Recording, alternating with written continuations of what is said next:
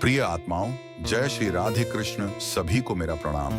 मित्रों, स्वागत है आपका हमारे चैनल श्री राधा कृष्ण साधना में। जब मन शांत ना हो तो गीता की ओर लौटो, चैन मिलेगा। जब मन शांत ना हो तो इसे सुन लेना, चैन मिलेगा। जीवन के तूफान हमारे भीतर उठते हैं। जब विचारों की भीड़ से दिमाग भारी हो जाता है, जब दिल किसी दर्द से बोझिल हो जाता है और जब हर दिशा धुंधली दिखने लगती है, तब सबसे जरूरी होता है मन का शांत रहना। तो मित्रों, आपसे एक छोटी सी विनती है। अभी आपने हमारे चैनल को अभी तक सब्सक्राइब नहीं किया है तो चैनल को सब्सक्राइब कर लें, लाइक, शेयर और कमेंट जरूर करें और वीडियो को अंत तक देखें और सुनें। चलिए वीडियो शुरू करते हैं। लेकिन मन शांत हो कहाँ पाता है, विचार दौड़ते रहते हैं। डर, चिंता, पछतावा, लालसा, अपेक्षा, असुरक्षा, ये सब मिलकर हमारे भीतर एक अराजकता पैदा कर देते हैं। ऐसे क्षणों में हमें भगवत गीता की शरण लेनी चाहिए, क्योंकि गीता केवल एक धर्म ग्रंथ नहीं बल्कि मानवता का जीवन दर्शन है। जब मन शांत ना हो तो इसे सुन लेना, चैन मिलेगा। जब जीवन में शोर बढ़ जाता है, जब बाहर की दुनिया इतनी तेज हो जाती है कि हमारे भीतर की दुनिया गूंगी हो जाती है, जब सिर भारी हो और आंखें नम, जब नींद कम आए और बेचैनी ज्यादा, तो समझ लेना चाहिए मन अशांत है। और अशांत मन से कोई निर्णय सही नहीं होता, कोई रिश्ता नहीं निभता, कोई लक्ष्य पूरा नहीं होता। तब जरूरत होती है शांति की। लेकिन शांति कोई बाहर से मिलने वाली चीज नहीं है। शांति एक भीतर की खोज है और इस खोज में हमारा सबसे बड़ा मार्गदर्शक है भगवत गीता। जब मन बिखर जाए तब गीता को थामो। श्री कृष्ण और अर्जुन के बीच युद्ध के मैदान में जो संवाद हुआ, वह केवल धर्म युद्ध की रणनीति नहीं थी, वह मानव जीवन का गूढ़ विज्ञान था। अर्जुन का मन भी उसी तरह अशांत था जैसे आज तुम्हारा है। वह भी डर रहा था, विचलित था, उलझा हुआ था। वह भी चाहता था कि कोई उसे समझाए कि क्या करूं, क्या न करूं। श्री कृष्ण ने उससे कहा, तत्व ज्ञानाथ आत्मनः शांति प्राप्यते। जब तुम स्वयं को जान लेते हो तब शांति मिलती है। मतलब जब तुम खुद को पहचानते हो कि तुम कौन हो, क्या कर रहे हो, क्यों कर रहे हो, तब भीतर का शोर रुकने लगता है। अशांत मन की पहली गलती है खुद को भूल जाना।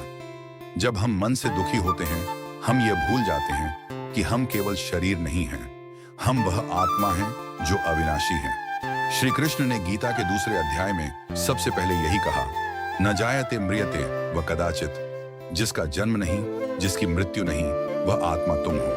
अगर तुम आत्मा हो तो हर दुख, हर अपमान, हर असफलता केवल एक क्षणिक अनुभव है, तुम्हारा सार नहीं। जब तुम यह पहचान लोगे कि तुम मन नहीं हो, तुम विचार नहीं हो, तब विचार तुम्हें नहीं बहा पाएंगे। अभ्यासेन तु कौन्तेय वैराग्येण च गृह्यते, क्योंकि इसका संबंध सीधा सीधा चंचल और अशांत मन से है, जो कि आपकी पूरी स्क्रिप्ट का केंद्रीय विषय है। श्लोक का शाब्दिक अर्थ है, हे कौन्तेय अर्जुन, अभ्यास और वैराग्य के द्वारा मन को वश में किया जा सकता है। और इसका भावार्थ है, श्री कृष्ण अर्जुन को समझा रहे हैं कि मन बहुत चंचल है, यह इधर उधर भटकता है। इसे काबू करना आसान नहीं है, लेकिन यह असंभव नहीं है। दो चीजों से मन को वश में किया जा सकता है, एक अभ्यास प्रैक्टिस, दो वैराग्य डिटैचमेंट। इसका गहराई में अर्थ है, एक अभ्यास मन को बार बार खींच कर लाना है। मन जब भी भटके उसे बार बार वापस लाना ही अभ्यास है। मान लो आप ध्यान कर रहे हो, मन भटक कर चिंता की ओर चला गया, उसे फिर से वर्तमान में लाना, फिर से ईश्वर की ओर लगाना, यही अभ्यास है। यह एक बार में नहीं होगा, लेकिन निरंतर प्रयास से मन धीरे धीरे शांत होना सीखता है। जैसे कोई बच्चा बार बार गिरता है और फिर उठता है, वैसे ही हमें भी अभ्यास से अपने चित्त को स्थिर करना होगा। दो, वैराग्य अनासक्ति। वैराग्य का मतलब है किसी वस्तु, व्यक्ति या फल के प्रति आसक्ति न होना। जब हमें किसी चीज का मोह नहीं रहता, तब वह चीज हमारे मन को नहीं हिला पाती। वैराग्य यह नहीं कहता कि त्याग दो, वह कहता है कि भीतर से जुड़ना छोड़ दो। तब संसार में रहते हुए भी मन स्थिर रहता है। जब मन बार बार भटकता है, जब ध्यान नहीं लग पाता, जब बेचैनी लौट आती है, तब निराश मत होइए। श्री कृष्ण ने स्वयं कहा है, अभ्यासेन तु कौन्तेय वैराग्येण च गृह्यते। अर्थात हे अर्जुन, अभ्यास और वैराग्य के द्वारा मन को वश में किया जा सकता है। तो हर दिन थोड़ा अभ्यास करो, ध्यान का, मौन का, जप का।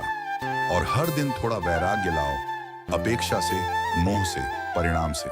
देखना, धीरे धीरे मन शांत होने लगेगा और एक दिन वही चंचल मन तुम्हारा सबसे गहरा मित्र बन जाएगा। दुख का कारण अपने आप से टकराओ। अशांति तब आती है जब हम भीतर से खुद से ही लड़ते हैं। हमें कुछ और बनना है, कुछ और दिखना है, कुछ और साबित करना है। हम बाहर की दुनिया के अनुसार खुद को ढालने लगते हैं। लेकिन श्री कृष्ण कहते हैं, स्वधर्म निधनम श्रेयः परधर्मो भयावह। तुम्हारे लिए सबसे अच्छा वह है जो तुम्हारा स्वधर्म है, यानी तुम्हारी प्राकृतिक प्रकृति, तुम्हारी भीतर की सच्चाई। जैसे ही तुम दूसरों की राह अपनाते हो, मन अशांत हो जाता है। जैसे ही तुम अपनी राह पहचानते हो, मन शांत होने लगता है। कामना से बंधन, त्याग से मुक्ति। अशांति की एक और वजह है इच्छा। हमें चाहिए पद, प्रतिष्ठा, प्यार, पैसा, पहचान, और जब वो नहीं मिलता तो क्रोध आता है, मोह आता है। गीता कहती है, कामात क्रोधो विजायते, क्रोधात सम्मोह। इच्छा से क्रोध, क्रोध से भ्रम, भ्रम से बुद्धि का नाश और अंत में विनाश। तो उपाय क्या है? इच्छा से नहीं, कर्तव्य से जुड़ो। जो करना है वह करो, फल की आस छोड़कर। कर्मण्येवाधिकारस्ते मां फलेषु कदाचन। जब फल की चिंता छोड़ोगे तब मन उस बोझ से मुक्त होगा, और मुक्त मन ही शांत हो सकता है। ध्यान से ही मन की लगाम संभालेगी। श्री कृष्ण गीता के 6वें अध्याय में कहते हैं, ध्यान योगेन युक्तेन मनः, संयम्य ध्यान के द्वारा मन को संयमित करो। जब तुम्हारा मन अशांत हो तो बैठो, आंखें बंद करो, श्वास पर ध्यान दो। हर श्वास के साथ कहो, श्री कृष्ण। तुम देखोगे भीतर जैसे कोई दरवाजा खुल गया हो। मन का शोर धुंधला होने लगेगा और एक गहरी नीरवता भीतर उतरने लगेगी। स्वीकार शांति की पहली सीढ़ी है। हम मन से इसलिए अशांत होते हैं क्योंकि हम जीवन को स्वीकार नहीं कर पाते। यह क्यों हुआ? मेरे साथ ही क्यों? अगर ऐसा न होता तो? लेकिन श्री कृष्ण कहते हैं, जो हुआ अच्छा हुआ, जो हो रहा है अच्छा हो रहा है, जो होगा वह भी अच्छा ही होगा।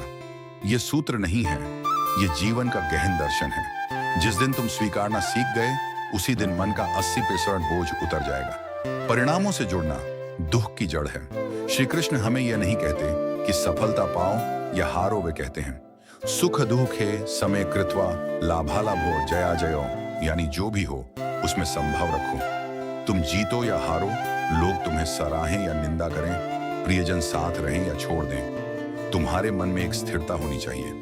तुम सागर बनो, लहरें आएं जाएं, लेकिन सागर कभी कम या ज्यादा नहीं होता। श्री कृष्ण को समर्पण ही अंततः शांति देता है। गीता का अंतिम और सबसे सुंदर वाक्य, मामेकम शरणम व्रज, अहम त्वां सर्व पापेभ्यो मोक्षयिष्यामि मा शुचः। सब कुछ छोड़ दो और मेरी शरण में आ जाओ, मैं तुम्हें मुक्त कर दूंगा। चिंता मत करो। इसका अर्थ यह नहीं कि कर्म छोड़ दो, इसका अर्थ है अपने अंदर के भय, दुख, घाव और बंधनों को छोड़ दो। श्री कृष्ण तुम्हारे जीवन की नाव के मांझी बने, तब तुम झंझावातों से नहीं डरोगे। जब कोई न सुने तब श्री कृष्ण को सुनाओ। कई बार मन इसीलिए भी अशांत होता है क्योंकि कोई हमें नहीं समझता। हम क्या महसूस कर रहे हैं, हम कितना टूटे हुए हैं, कोई नहीं देख पाता। लेकिन एक है जो देखता है, सुनता है, जानता है, श्री कृष्ण। उनसे कहो, हे कृष्ण, आज मन भारी है, कोई नहीं है जिससे कह सकूं, इसलिए मैं आपसे कहता हूं, आप ही मेरी आंखों के आंसू पढ़ लीजिए और फिर चुप हो जाओ। देखो कैसे मन में एक मौन उतरता है, जो किसी दवा से नहीं आता, केवल श्रद्धा से आता है। जीवन का सबसे बड़ा रहस्य शांति बाहर नहीं, भीतर है। श्री कृष्ण कहते हैं, उद्धरेदात्म नात्मानम नात्मान मवसादयेत। अपना उद्धार स्वयं करो, स्वयं को नीचे मत गिराओ। जब तुम खुद को समझ लेते हो, जब तुम श्री कृष्ण की दृष्टि से अपने जीवन को देखते हो, तब तुम्हें पता चलता है कि शांति तुम्हारे भीतर ही थी। तुमने उसे खोजा बाहर, इसलिए अशांति मिली। अंतिम शब्द, अब भी देर नहीं हुई। अगर तुम्हारा मन अभी भी अशांत है तो खुद से एक बार पूछो, क्या मैं श्री कृष्ण को अपना साथी मानकर चल रहा हूं? अगर हां तो डर मत, अगर नहीं तो अभी इसी क्षण आंखें बंद करो और कहो, हे श्री कृष्ण, आप ही मेरे सारथी हैं। आप मेरी बुद्धि, मेरे कर्म, मेरे भावों के मार्गदर्शक बनिए। मैं अब आपकी शरण में हूं, मुझे मेरी शांति लौटा दीजिए। तुम देखोगे तुम्हारा मन उसी क्षण हल्का हो जाएगा, और जब मन हल्का होता है तब वह शांत होता है, और जब मन शांत होता है तभी हम सच में जीते हैं। जगह कोई भी हो, समय कैसा भी हो, जब मन अशांत हो तब यह वाणी दोहराना, जो हुआ वो श्री कृष्ण की इच्छा थी, जो हो रहा है वो श्री कृष्ण की कृपा है, जो होगा वो श्री कृष्ण का आशीर्वाद होगा। मैं शांत हूं क्योंकि श्री कृष्ण मेरे साथ हैं। तो मित्रों, ये वीडियो आपको अच्छी लगी हो तो कमेंट में जय श्री राधे कृष्णा जरूर लिखें, और चैनल को सब्सक्राइब कर लें और शेयर करना ना भूलें। वीडियो को अंत तक देखने के लिए आपका आत्मा की गहराई से धन्यवाद। जय श्री राधे कृष्ण।